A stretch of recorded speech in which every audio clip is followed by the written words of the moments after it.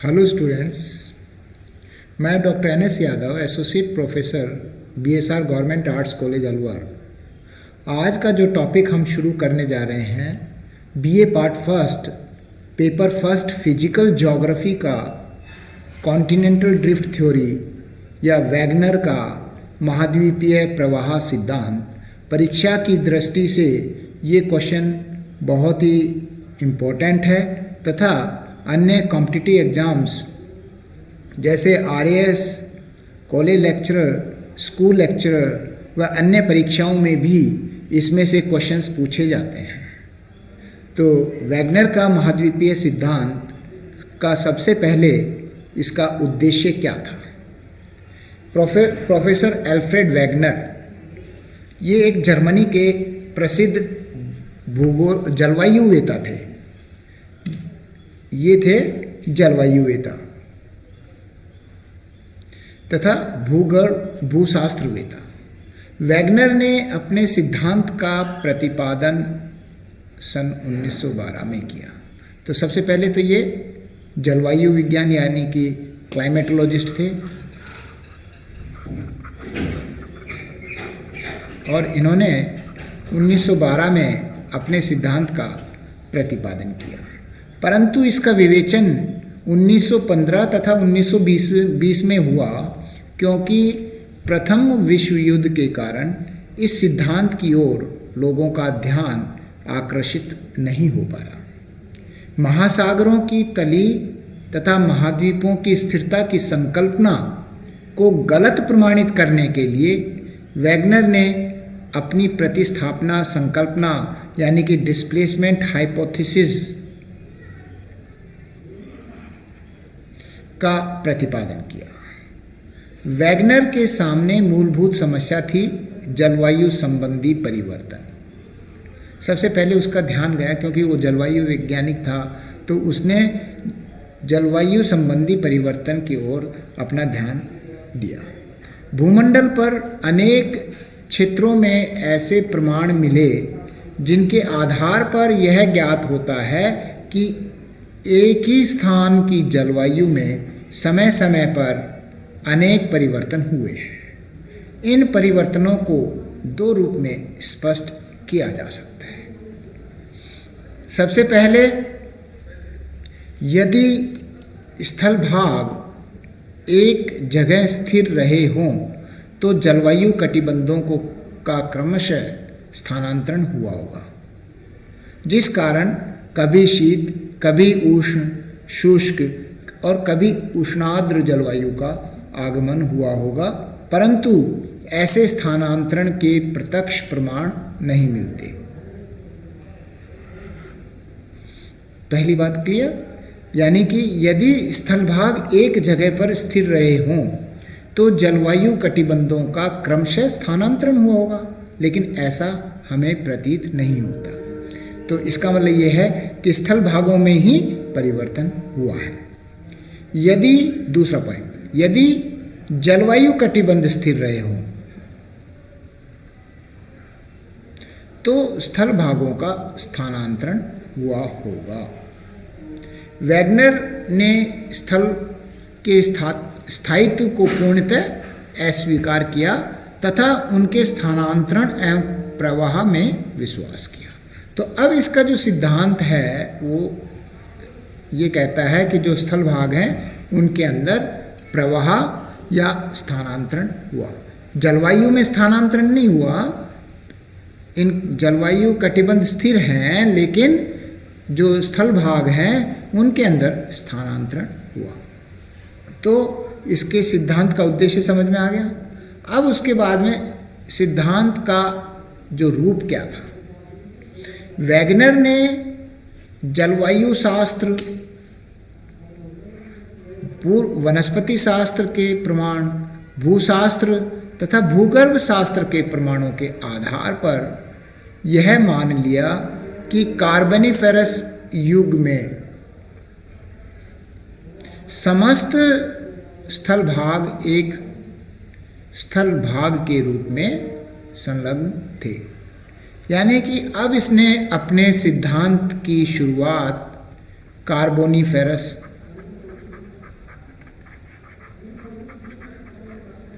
युग से शुरू किया। इसने ये कहा कि कार्बनिफेरस युग में समस्त स्थल भाग एक स्थल भाग के रूप में थे, यानी कि मैं यूँ कहूँ कि पूरे के पूरे स्थल भाग थे वो जुड़े हुए थे।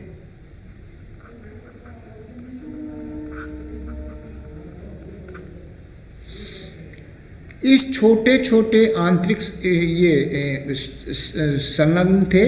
इस स्थल पिंड का नामकरण इसने क्या कहा? पैंजिया।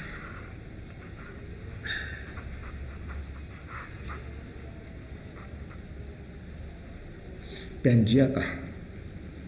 इस पर छोटे छोटे आंतरिक सागरों का विस्तार था। इसमें पैंजिया जो स्थल भाग था, स्थल भाग पैंजिया, इसके ऊपर छोटे छोटे सागरों का विस्तार था। पैंजिया के चारों ओर एक विशाल जलभाग था।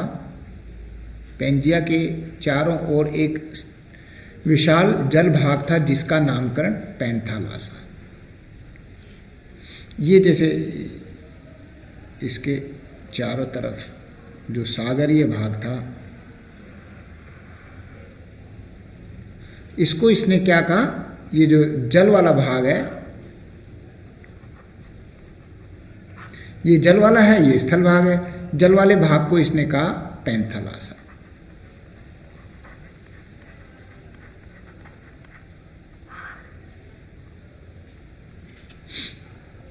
पैंजिया का उत्तरी भाग,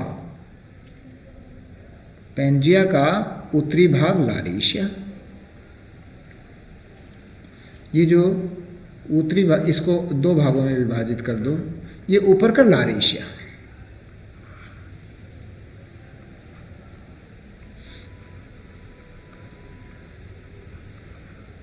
और जिसके अंदर उत्तरी अमेरिका, यूरोप और एशिया तथा दक्षिणी भाग गोंडवाना लैंड कहलाया। ये जो दक्षिण वाला भाग है ये गोंडवाना लैंड।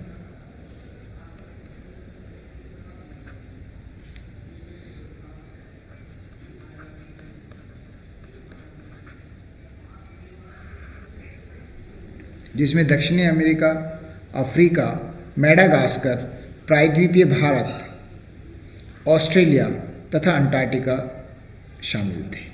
तो कार्बनिफेरस सैरा युग के अंदर पैंजिया एक स्थल रूप में एक स्थल भाग था, पूरा स्थल भाग मिला हुआ था, जो कि पैंजिया के नाम से जाना जाता है, और इसके चारों तरफ जो जल वाला क्षेत्र था उसको पैंथालासा कहा। जो पैंजिया था वो दो भागों में विभाजित, उत्तरी भाग और दक्षिणी भाग। उत्तरी भाग को लारेशिया कहा और दक्षिणी भाग को गोंडवाना लैंड।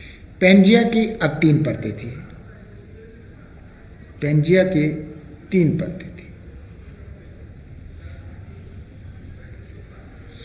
पैंजिया के जो 3 परतें थी, 3 परत थी। पहली परत सियाल, देखो इसमें लिखा है ऊपरी, सबसे ऊपरी परत का नाम है सियाल।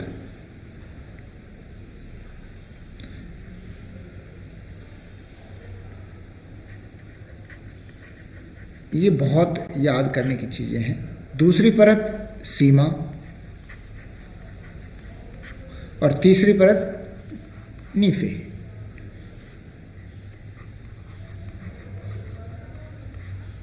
पृथ्वी की आंतरिक संरचना में भी मैंने बताया था कि सियाल, सीमा, नीफे 3 परतों के बारे में।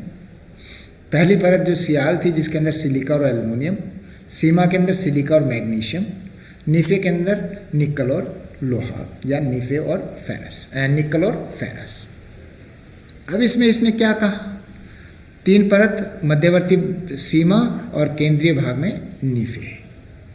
सियाल यानी कि जो महाद्वीपीय भाग था, महाद्वीप जो है वो सियाल के बने हुए थे, जो कि बिना किसी रुकावट के सीमा के ऊपर तैर रहा था। अब ये जो इसने बात कही है, सियाल जो है, सियाल सीमा के ऊपर तैर रहा था इसके ऊपर। कार्बनिफेरस युग में दक्षिणी ध्रुव अफ्रीका के में वर्तमान में जो डरबन के पास में था, दक्षिणी ध्रुव लगभग डरबन के पास था। ये जो अफ्रीका था,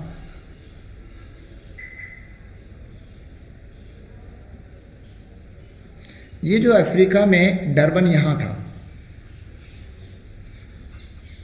ये डरबन के पास में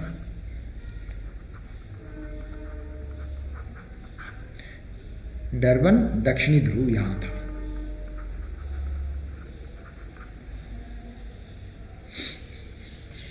वैगनर ने सिद्धांत का इस प्रकार कार्यान्वयन कार्बनिफेरस युग से प्रारंभ होता है। इसका जो प्रारंभ है वो कार्बनिफेरस युग से हुआ है। अब इसमें ध्यान देने की बातें हैं कि कार्बनिफेरस युग से पहले की स्थिति के बारे में वैगनर ने कोई स्पष्ट उल्लेख नहीं किया। ये इसके क्रिटिसिज्म या आलोचना में आगे करेंगे। आगे चलकर पेंजिया का विभाजन हो गया तथा स्थल भाग एक दूसरे से अलग हो गए। परिणाम स्वरूप महासागर और महाद्वीपों का वर्तमान स्वरूप हुआ। लारेशिया और गोंडवाना लैंड जो है वो दो भागों में विभाजित हो गया, और ये बीच का जो भाग है इसके अंदर ये सागर हो गए, लारेशिया,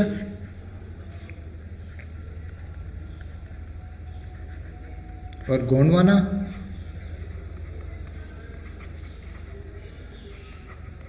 गोंडवाना लैंड, और बीच में ये तैतीस सागर आ गया।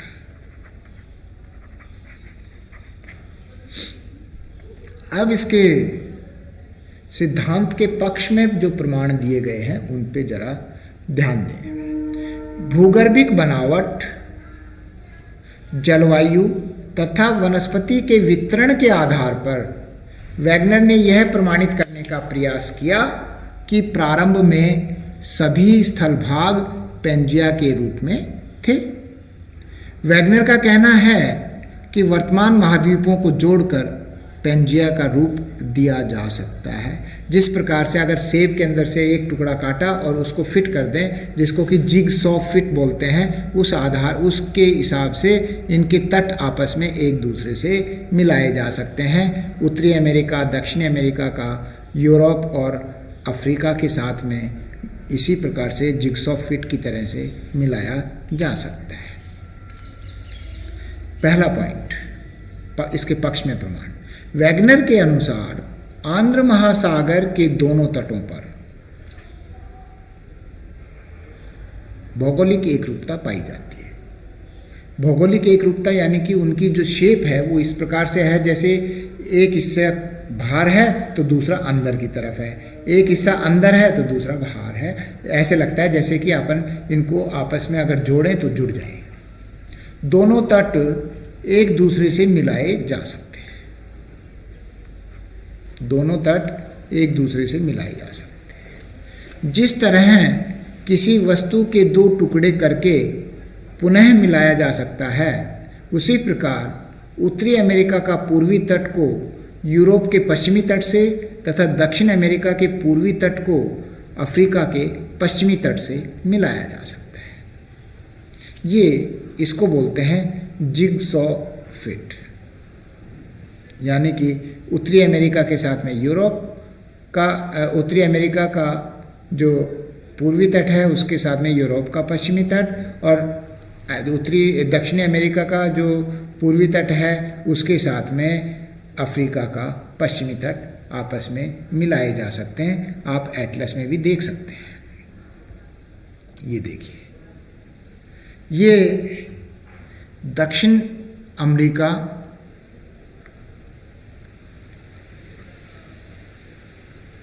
और ये अफ्रीका,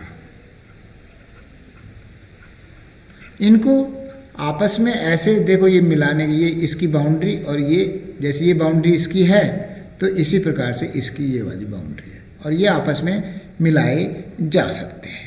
और इनकी वनस्पतियां भी दोनों की, इस तट की वनस्पति और इस तट की वनस्पति समान पाई जाती है। जीवावशेष भी समान, अभी आगे देखेंगे। भूगर्भिक प्रमाणों के आधार पर आंध्र महासागर के दोनों तटों के कैलिडोनियन और हर्सिनियन पर्वत क्रमों में समानता पाई जाती है। कैलिडोनियन और हर्सिनियन युग के जो पर्वत हैं उनमें समानता पाई जाती है। यदि दोनों तटों की को भूवैज्ञानिक संरचना पर विचार किया जाए तो पुनः इनमें एक रूपता या साम्यता दिखाई देती है। ड्यूट्राइट ने दक्षिण अमेरिका के पूर्वी तट तथा अफ्रीका के पश्चिमी तट का गहन अध्ययन करके बताया कि दोनों तटों की संरचना में पर्याप्त एकरूपता है। इनके अनुसार दोनों तट पूर्ण रूप से नहीं मिलाए जा सकते, बल्कि 400 से 800 किलोमीटर का अंतर रह जाता है। ये तो इसका क्रिटिसिज्म है। इसको तो हमें तो यही कहना है, इसके पक्ष में प्रमाण देना है कि इन दोनों को मिलाया जा सकता है। इसके बाद में चौथा पॉइंट है, आंध्र महासागर के दोनों तट, आंध्र महासागर के दोनों तटों पर चट्टानों में पाए जाने वाले जीवावशेषों तथा वनस्पतियों के अवशेषों में पर्याप्त समानता पाई जाती है। आंध्र महासागर के दोनों तट पर चट्टानों में पाए जाने वाले जीवावशेषों तथा वनस्पतियों के अवशेषों में पर्याप्त समानता पाई जाती है। पांचवा है, भूगणितीय प्रमाणों के आधार पर यह बताया जाता है कि ग्रीनलैंड निरंतर 20 मीटर प्रति वर्ष की गति से पश्चिम की ओर सरक रहा है। ग्रीनलैंड जो है उत्तरी अमेरिका है, उसके उत्तर में है, नॉर्थ वेस्ट में, और वो 20 मीटर प्रति वर्ष की गति से पश्चिम की ओर सरक रहा है। वर्ष 1930 के बाद इसके पश्चिम की ओर खिसकने का कोई प्रमाण नहीं मिला है। चौथा पॉइंट, स्कैंडिनेविया जो कंट्रीज़ हैं, स्कैंडिनेविया के उत्तरी भाग में पाए जाने वाले लेमिंग जो जंतु हैं, लेमिंग नामक छोटे जंतु अधिक संख्या में हो जाने पर पश्चिम की ओर भागते थे, पश्चिम की ओर भागते हैं, परंतु आगे स्थल न मिलने के कारण वो सागर में डूब जाते हैं। इससे यह प्रमाणित होता है कि अतीत काल में या पास्ट में ये जो स्थल भाग है ये आपस में एक दूसरे से मिले हुए थे। ग्लोसोप्ट्रिस वनस्पति जो कि फर्न वगैरह जो होते हैं का भारत, दक्षिण अफ्रीका, फॉकलैंड, ऑस्ट्रेलिया तथा अंटार्कटिका में पाया जाना यह प्रमाणित करता है कि कभी ये स्थल भाग एक दूसरे से जुड़े हुए थे। कार्बोनिफेरस युग में हिमानीकरण के प्रभाव का ब्राज़ील, फॉकलैंड, दक्षिण का प्रायद्वीपीय भारत तथा ऑस्ट्रेलिया में पाया जाना तभी संभव हो सकता है जबकि सभी स्थल भाग कभी एक रहे हों तथा दक्षिणी ध्रुव डरबन के पास रहा हो।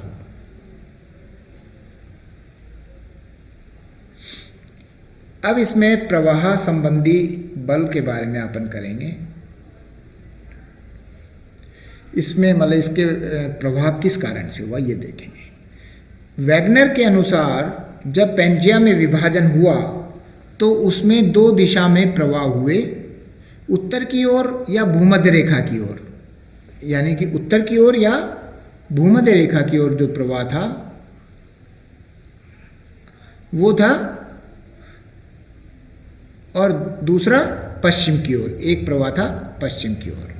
ये दो प्रवाह दो प्रकारों से, भूमध्य रेखा की ओर का प्रवाह ये जो था गुरुत्वाकर्षण बल या प्लवनशीलता के बल के कारण, गुरुत्व बल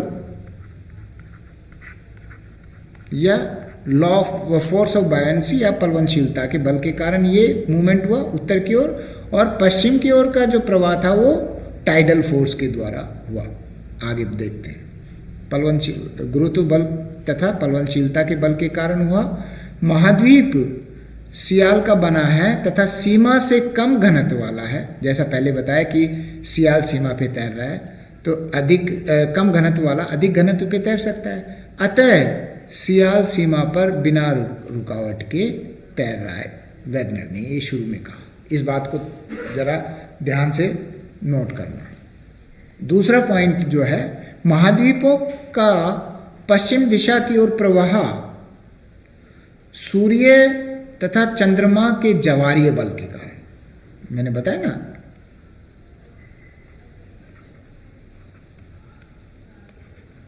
या टाइडल फोर्स के कारण वेस्टवर्ड मूवमेंट,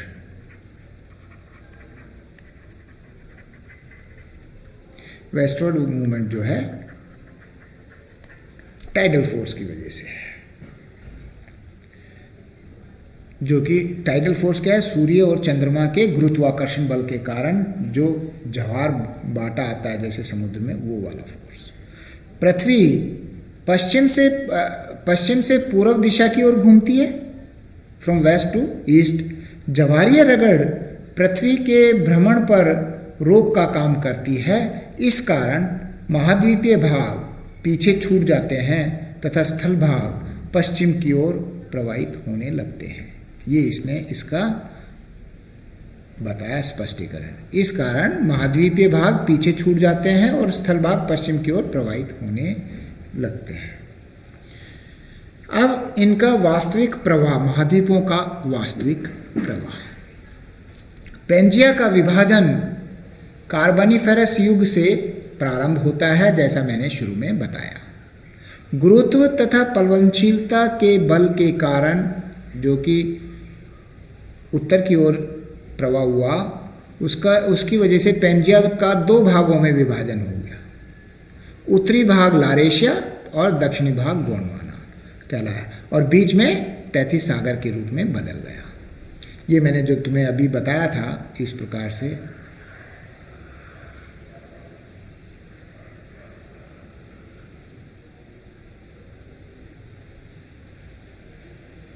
पहले तो लारेशिया और गोंडवाना थे। उत्तरी भाग लारेशिया था,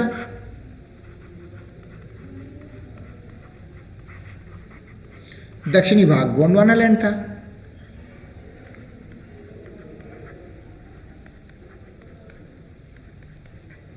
ये मैंने बताया था। और इधर पैंथालासा था चारों तरफ पानी का। लेकिन अब क्या हुआ, इसमें विभाजन हुआ। प्लवनशीलता के बल की वजह से उत्तरी भाग जो है, ये जो टूट के भाग ऊपर की तरफ चला गया, और इसमें दो विभाजन हो गए।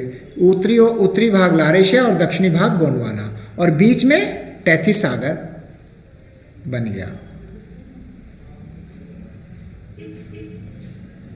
तैतीस सागर का निर्माण हुआ। इसे तैतीस का खुलना या ओपनिंग ऑफ तैतीस कहा जाता है। अब ये चीज इंपॉर्टेंट है। ओपनिंग ऑफ तैतीस यानी कि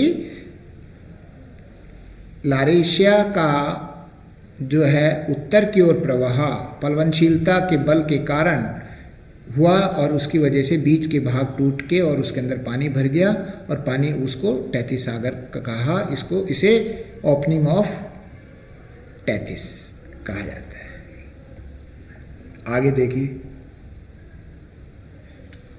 जुरैसिक युग में गोंडवाना लैंड का विभाजन हो गया तथा ज्वारीय बल के कारण जो गोंडवाना लैंड था, इसका विभाजन हुआ। थोड़ा सा दिखा देता हूँ। ये गोंडवाना लैंड का, इसका किसकी वजह से, वेस्टवर्ड मूवमेंट की वजह से, और ये टाइडल फोर्स की वजह से विभाजन हो गया तथा ज्वारीय बल के कारण प्रायद्वीपीय भारत, मेडागास्कर, ऑस्ट्रेलिया तथा अंटार्कटिका गोंडवाना लैंड से अलग होकर प्रवाहित हो गए। मतलब प्रायद्वीपीय भारत, मेडागास्कर, ऑस्ट्रेलिया व अंटार्कटिका ये टूटकर और अलग से प्रवाहित हो गए। इसी समय उत्तरी अमेरिका और दक्षिण अमेरिका, उत्तरी अमेरिका और दक्षिण अमेरिका ज्वारीय बल के कारण पश्चिम की ओर प्रवाहित हो गई। करेक्ट। प्रायद्वीपीय भारत के उत्तर की ओर प्रवाहित होने के कारण हिंद महासागर का निर्माण हुआ। जो अपना प्रायद्वीपीय भारत है, इसका उत्तर की ओर प्रवाहित हुआ तो ये ऑस्ट्रेलिया वगैरह से टूटा, बीच में हिंद महासागर का निर्माण हो गया। दोनों अमेरिका यानी उत्तरी अमेरिका और दक्षिणी अमेरिका के पश्चिम की ओर प्रवाहित होने के कारण आंध्र महासागर का निर्माण हुआ। ये जब ये अमेरिका का ये जो भाग है, ये उत्तरी अमेरिका और ये दक्षिण अमेरिका जो है, ये यहाँ से जब यूरोप से टूट के और ये इधर गए तो बीच में ये जो है अटलांटिक कटक या एस अक्षर के रूप में जो हुआ, ये अभी मध्य अटलांटिक कटक का निर्माण हुआ। दोनों अमेरिका के पश्चिम की ओर प्रवाहित होने के कारण आंध्र महासागर का निर्माण हुआ। ये आंध्र महासागर हो गया।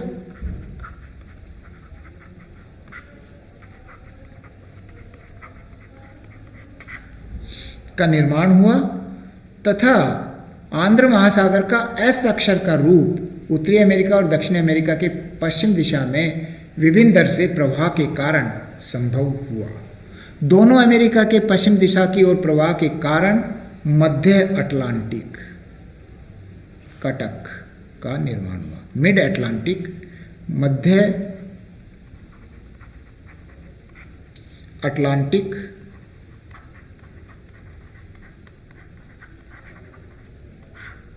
कटक का निर्माण हुआ, या मिड ओशनिक, मिड अटलांटिक, यहाँ लिख देता हूँ, इधर ही लिखता हूँ, मिड अटलांटिक रिज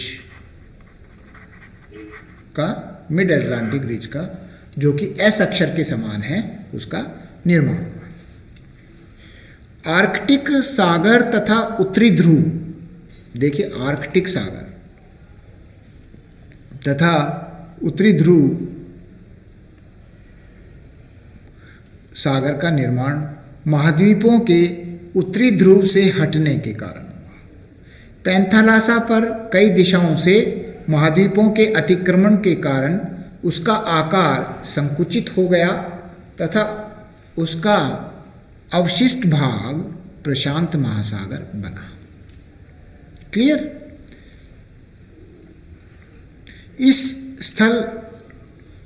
इस तरह स्थल तथा जल का वर्तमान रूप प्लायोसिन युग तक पूर्ण हो गया। मतलब ये कार्बोनिफेरस से युग शुरू हुआ और प्लायोसिन तक ये चला। दोनों ध्रुव तथा भूमध्य रेखा की स्थितियों में भी पर्याप्त परिवर्तन हुए। सिल्यूरियन युग में, देखिए ये 3 युग थे। सिल्यूरियन युग में भूमध्य रेखा सर्वाधिक उत्तर में तथा नॉर्वे के उत्तर से होकर गुजरती थी सिल्यूरियन युग में। उसके बाद टर्शरी युग आया, उसमें वर्तमान अल्पाइन पर्वतीय श्रेणी से होकर गुजरती थी। तो ऐसे धीरे धीरे भूमध्य रेखा की भी पोजीशन बदलती गई। अब इसमें वैगनर के महाद्वीपीय प्रवाह सिद्धांत के आधार पर पर्वतों का निर्माण, अब देखिए बड़ा इंटरेस्टिंग है। महाद्वीपीय प्रवाह सिद्धांत के सहारे वैगनर ने वलित पर्वतों की उत्पत्ति की समस्या को भी समझाने का प्रयास किया है। जब उत्तरी तथा दक्षिणी अमेरिका पश्चिम दिशा की ओर प्रवाहित हो रहे थे तो सीमा द्वारा रुकावट के कारण इन महाद्वीपों के पश्चिमी किनारे वलित हो गए। क्या कहा वैगनर ने? तो पहले ये कहा कि सियाल सीमा के ऊपर बिना किसी रुकावट के तैर रहा है। अब इसने दूसरा विरोधाभासी बात क्या कही कि सीमा पर रुकावट आने के कारण और महाद्वीपों के पश्चिमी किनारे वलित हो गए। ये जो पश्चिमी किनारे जो हैं यहाँ पर, ये तो यहाँ रॉकीज पर्वत है और इधर एंडीज पर्वत है। ये किनारे जो हैं उत्तरी अमेरिका में रॉकीज और ये एंडीज, ये किनारे वलित हो गए दूर टकराने से और ये पर्वतों का निर्माण हो गया, जिस कारण रॉकीज तथा एंडीज पर्वतों का निर्माण हुआ। बहुत इंपॉर्टेंट। इस तरह यूरेशिया, अफ्रीका तथा प्रायद्वीपीय भारत, यूरेशिया यूरोप का भाग, अफ्रीका और प्रायद्वीपीय भारत के भूमध्य रेखा की ओर प्रवाहित होने तथा दूसरे की ओर से सरकने के कारण टैथिस भूसन्नति मोड में बदल गए, जिस कारण टर्शरी युग की अल्पाइन पर्वत श्रेणियों की रचना हुई, अल्पाइन आल्प्स पर्वत वगैरह की रचना हुई। यहाँ पर वैगनर ने परस्पर विरोधी बातें बताई हैं। प्रारंभ में तो सियाल बिना किसी रुकावट के सीमा पर तैर रहा था, परंतु बाद में उसने क्या कहा कि रुकावट आ गई और रुकावट आने से रॉकीज और एंडीज पर्वतों का निर्माण हुआ, जो कि दोनों विरोधाभासी बातें हैं। समुद्र द्वीपीय चाप या आइलैंड आर्क्स कैसे बने, जो आइलैंड्स हैं, समुद्र द्वीपीय चाप तथा तोरण, तोरण को फेस्टून्स बोलते हैं, समुद्र द्वीपीय चाप तथा तोरण की उत्पत्ति का कारण महाद्वीपों की प्रवाह गति में स्थिरता का होना बताया गया है।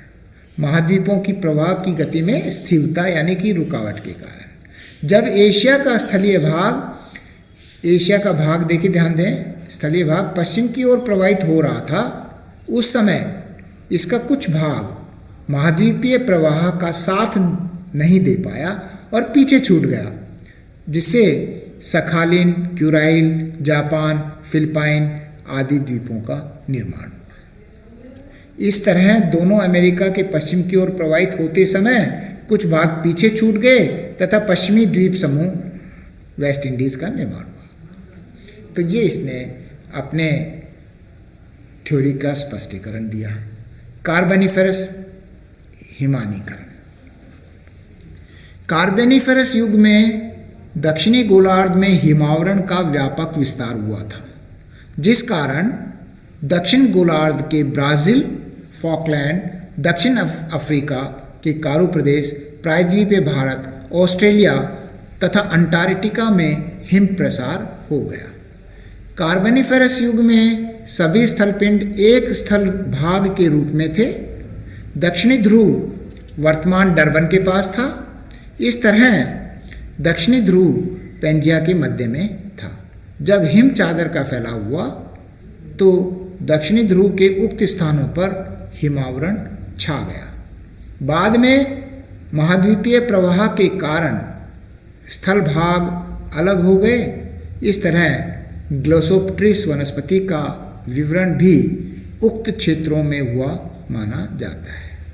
तो ये कार्बोनिफेरस में हिमानीकरण का प्रभाव इसने बताया।